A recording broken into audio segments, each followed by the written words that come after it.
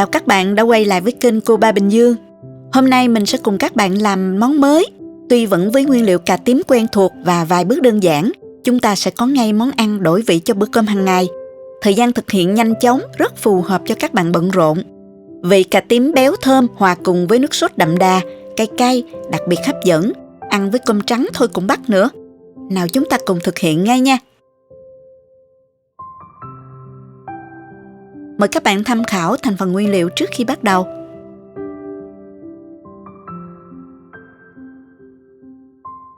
Đầu tiên mình sẽ cắt cà tím ra. Các bạn chuẩn bị một thau nước, cho vào nửa muỗng canh muối và vắt vào nửa trái chanh. Rồi mình hòa tan. Mình cắt cà ra, cắt khúc từng đoạn dài khoảng 6 cm. Rồi mình cắt làm tư thành những miếng vừa ăn như thế này nè. Các bạn cũng có thể cắt tùy thích nha. Các bạn chọn loại cà tím nào cũng được. Cắt xong, mình cho ngay qua thau nước muối chanh để mình ngâm.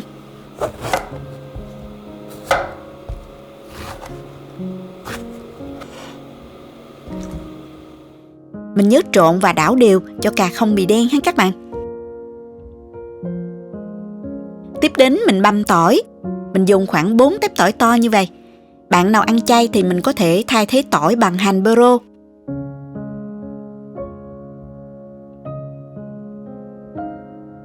Ớt này thì mình cắt khoanh hoặc băm nhỏ tùy thích nha các bạn.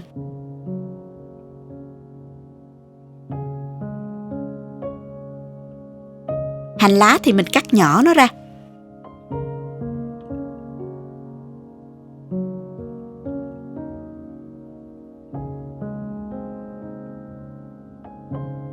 Cà mình đã ngâm được 5 phút rồi. Bây giờ mình vớt cà ra để cho ráo nước.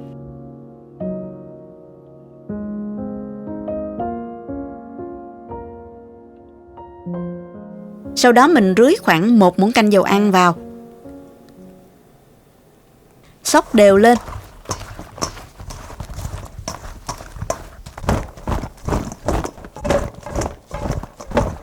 Rồi mình xếp cà ra sửng hấp. Các bạn nhớ xếp vỏ cà quay xuống dưới để cà không bị quá mềm ha.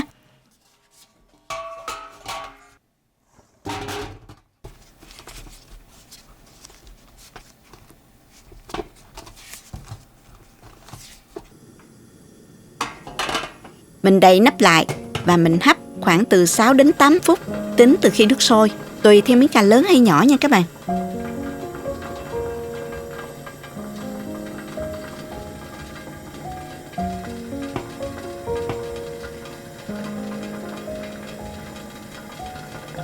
Trong khi chờ cà chín, mình sẽ pha sốt gồm có nè.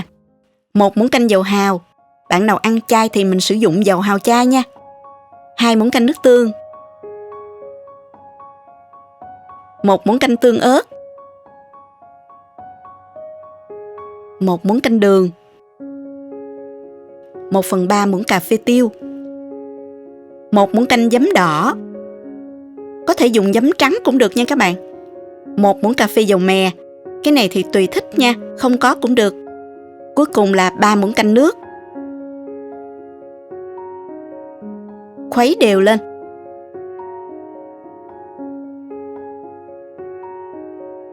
Sau đó cho 1 muỗng canh rưỡi dầu ăn vào chảo. Dầu nóng thì mình cho tỏi băm nè.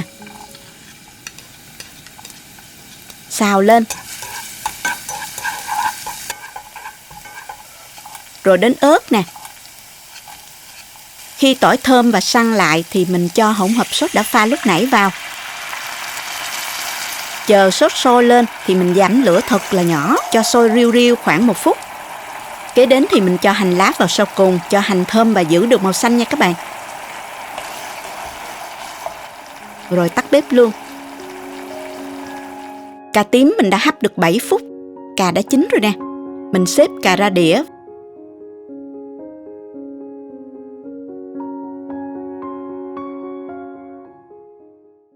Rưới sốt nóng lên mặt cà.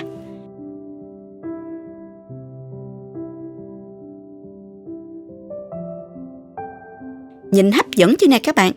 Mình dùng cơm thôi các bạn ơi.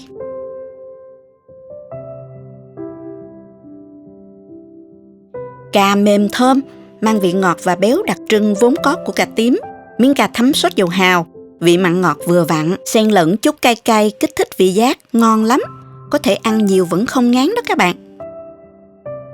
Ưu điểm của món này là cà hấp ít dầu mỡ nên không gây ngán, dễ làm và thời gian thực hiện rất nhanh, rất tiện cho các bạn bận rộn, ít có thời gian nấu ăn. Món này đơn giản mà cũng rất tốt cho sức khỏe đó các bạn. Chúc các bạn có những bữa cơm gia đình thật ngon miệng nha. Nếu thích cách chia sẻ cho mình một like và chia sẻ cho bạn bè cùng xem và bấm nút đăng ký kênh để xem video mới của mình nha. Các bạn cũng có thể truy cập website của babinhdương.com để tham khảo dưới dạng bài viết. Cảm ơn các bạn đã xem hết video. Chào tạm biệt và hẹn gặp lại các bạn ở video sau nha.